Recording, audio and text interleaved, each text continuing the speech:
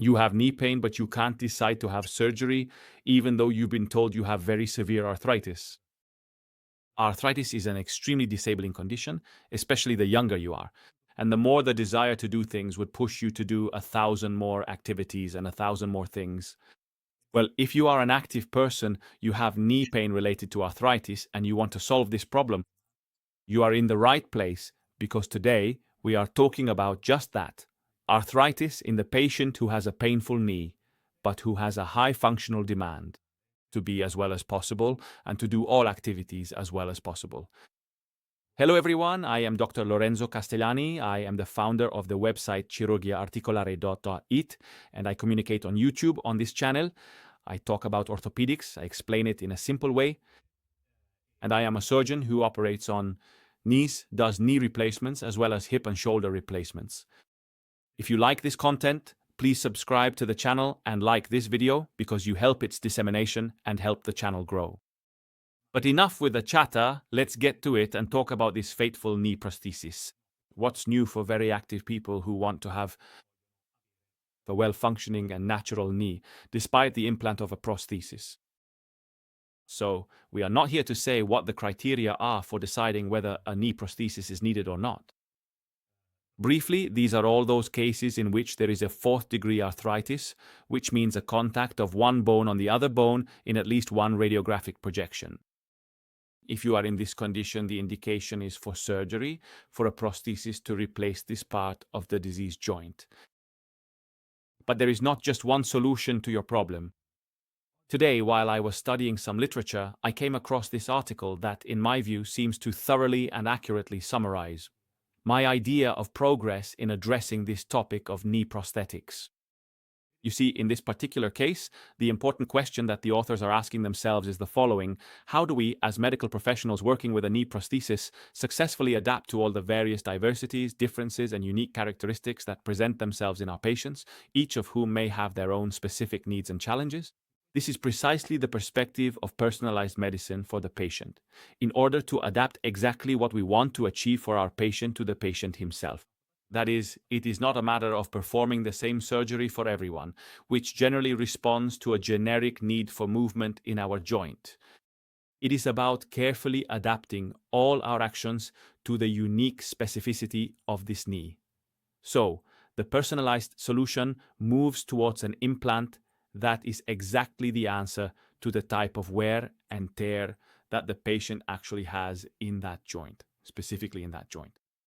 So we have moved from a philosophy of a prosthesis for everyone to the philosophy of replacing only what is truly diseased, all to the benefit of a much more natural joint that can still rely on the healthy part of the knee joint. In fact, our joints are able to transmit information from within them to our brain regarding tensions, workloads, and range of motion, which make the movement natural as we know it when our knee is not diseased. Well, if we leave as much of this information as possible in our knee, perhaps by proceeding with partial prostheses for several parts of the joint, then we can manage to resurface the part that hurts and instead preserve the rest of the joint, which can provide useful and necessary information to our joint. Well, not all types of arthritis wear down the knee in the same way. There are types of arthritis that wear down the knee in only one spot, whether it's the inner part, in a varus alignment, that is the John Wayne or bow-legged knee, the one that turns inward. There are conditions that wear down the outer part of the knee, in a valgus or knock-kneed alignment, which is more commonly a female knee shape, but there are also many men with this conformation. I myself have a valgus knee. And then there are patients who wear down the anterior part due to altered tracking of the kneecap, developing only patellofemoral arthritis. And there are patients who have a mix of all these types of arthritis. Well, today the solution provides that for these different types of patients, different types of implants can be used with different alignment techniques to ensure the naturalness of the implant. Let me explain. The first fundamental criterion, which I tell all my patients, is when your quality of life is no longer good enough, you have to give up things you'd like to do because of knee pain. And on the X-ray, you have bone-on-bone contact in one spot. That is grade 4 arthritis in the joint at any point. That is the moment you need to have a knee replacement. So let's say the essential condition is that there is wear and a severe limitation in daily activities. At that point, for me, there is no age difference. Unfortunately, we would all prefer to perform prostheses only on very elderly people and leave natural knees to all young people. But daily life, with the widespread popularity of sports, trauma from road accidents, trauma from sports activities, these more frequently cause arthritis even in the early stages of our lives. It's pointless to sacrifice our life today with an extremely low quality of life to preserve ourselves for a tomorrow and have a prosthesis in who knows how many years while living poorly today. The most important thing is the present, then we will think about the future. The important thing is to have a normal quality of life, as normal as possible today. Well, what customization options do we have?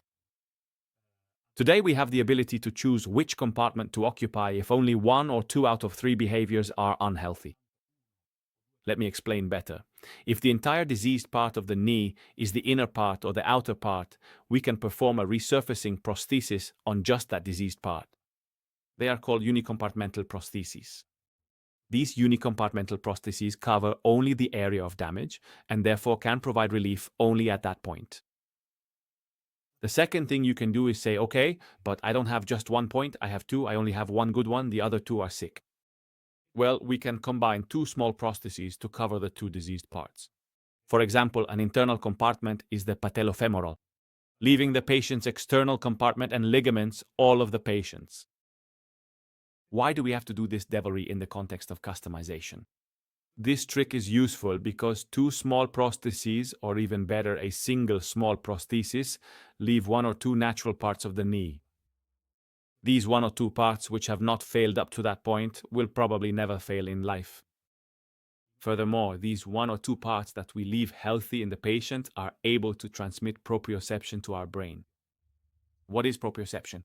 Proprioception is the sensation our brain has of the position of our knee in space, the load to which our knee is subjected, and the tension to which our ligaments are subjected. All this information is unconscious, but it gives our brain a sense of naturalness in the activities and use of the knee. Preserving these parts, therefore, allows for a much more natural knee, covering only the part that causes pain due to the lack of cartilage. The balance achieved in this way allows the patient to be more natural, to have a more normal movement, to feel more in control of this joint. Conversely, total knee replacement covers the entire joint and eliminates at least the anterior cruciate ligament, sometimes also the posterior cruciate ligament. It causes our brain to lose a lot of information. So in a very active patient who wants to use the knee for more demanding activities, it will always tell us, yes, I feel much better than before, but there's always a but afterwards because this knee feels a little more artificial. Even in total prostheses, we have moved towards patient-specific customization, moving from a mechanical alignment to a kinematic alignment. That is the most functional alignment, based on how loads actually pass on that knee, considering the patient's morphology. So we can also place a total prosthesis in a more modern way, and this is an approach we are always developing in our operating rooms, to give the knee the most natural ligament tension and alignment possible. Clearly, the combination of 2 small prostheses makes us even more attentive to this aspect. But how does technology help us in all this? Well, placing a very small knee prosthesis compared to placing a complete one poses problems of precision in the positioning of the implant itself. Let me explain.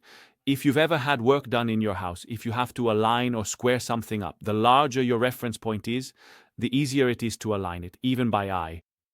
So to level something, you use very long jigs so that you can align them well and precisely determine when the desired alignment has been reached. Well, this also happens in the operating room. We have instruments that extend the axes along which the cuts for the prosthesis are then made, which are aligned by eye with the help, let's say, of these aligners, either external or internal to the knee. Well, all of this is easier if I have to place a complete prosthesis because I have a slightly larger element to align and I align the knee completely. Imagine having to do something small in a specific point of the joint and placing it with precise alignment, something 1 centimeter, 1.5 centimeters long, to align it perfectly. Studies have been done in the United States to understand the margin of error for experienced surgeons placing these prostheses freehand. Well, an average finding was an alteration of a few degrees on each plane, something we don't know if it will have an effect or not over time on these implants. Technology helps us by providing systems that allow us to precisely align these small prostheses with external assistance. For, um, for years now, in our group, we have been performing surgeries with the help of a robot. This robot is called Mako, and it is an external piece of equipment that allows us to align our prostheses to a tenth of a millimeter. And we find this precise alignment to be particularly effective, especially with small prostheses or with the combination of multiple small prostheses. Let's see how this Mako robot works and how it helps the surgeon achieve this result. First of all, the robot needs to know exactly and in a personalized way the alignment and shape of the joint of the patient who is to be operated on. It does this through a special CT scan that is performed including the knee and the hip and ankle joints. This gives the robot a three-dimensional image of the axis, whether we have bow legs or knock knees, that is varus and valgus, and it shows how this arthritis has deformed the joint, meaning the presence of osteophytes of particular, let's say, growths that alter the joint surface. This is stored inside our robot, it's sent to the robot before the surgery, and the robot already knows, three-dimensionally, what your knee is like. After that, even before the surgery begins, the surgeon sits down with this robot and determines the best positioning for the prosthesis or the small or large prostheses that need to be placed in that specific knee. We have many sizes available with different dimensions and different thicknesses of the plastic insert to put in between, these hard plastics to put in between that we can choose from. Well, this technology allows us, even before starting the surgery, to place the ideal implant in the position that the literature says is ideal for the function of that knee. And this is a huge advantage. We do this with traditional prostheses as well, with a computerized radiographic study on which we then align the prostheses in the same way with their size and their ideal alignment. Okay, so far we've only done this on the CT scan, whereas traditionally we do it on an X-ray. Well, the best part comes later, in the operating room. In the operating room, if I've aligned my components on the X-rays and I'm using a manual technique, I make an incision, expose the knee, and with instruments, I try to reproduce what I drew on the films in the knee with a margin of approximation that is, I'd say, acceptable, but not perfect to the tenth of a millimeter, because manually and by eye, I can change by a few degrees what I had drawn on the films. In the robotic planning of the surgery, the procedure is planned on the CT scan, and then, when I start the surgery, the first phase is to make the robot understand, with sensors, where this knee is located three-dimensionally in space. This involves implanting sensors in the knee and touching a very large number of points on the knee in space, until the robot's computer says, "Okay, I've matched the points you touched and the sensors you placed with the three-dimensional image I have of your knee. I know where it is and I can place the prosthesis as you designed it." But the robot does something else. Once these sensors are implanted, it has you perform stress tests, putting tension on the knee ligaments, and it sees how these ligaments are tensioned throughout the various degrees of movement.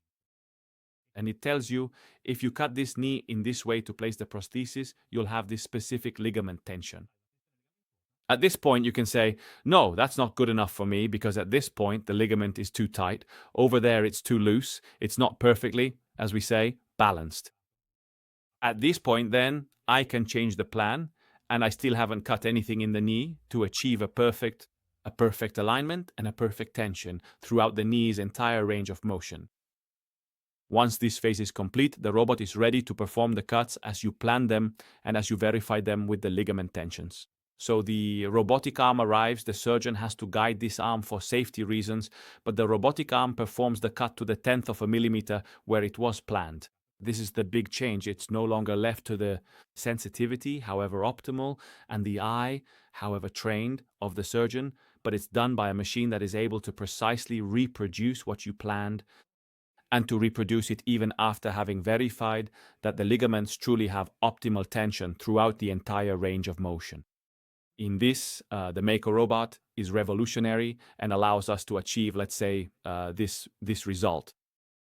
In this way, we perform a customized implantation based on the patient's ligament tension, a unicompartmental medial or lateral prosthesis, and we can also add the patellofemoral component if it's not perfect. In the time we've been using the robot, we've realized that the feel of the knee and the tension of the ligaments in knees operated on with this technique are truly much more natural for the patient, giving them a better sensation. The scientific literature has not yet shown that this technique is a real advantage in the long term, but we believe that the precision in what is done and how it's placed can also hopefully be reflected in a better durability of the implant. Certainly, the sensation for the patient is an extremely natural one, and that makes this type of technique very satisfying for us. So it's clear that in this perspective of personalization and achieving the best result for each individual patient, we return to our starting point, right?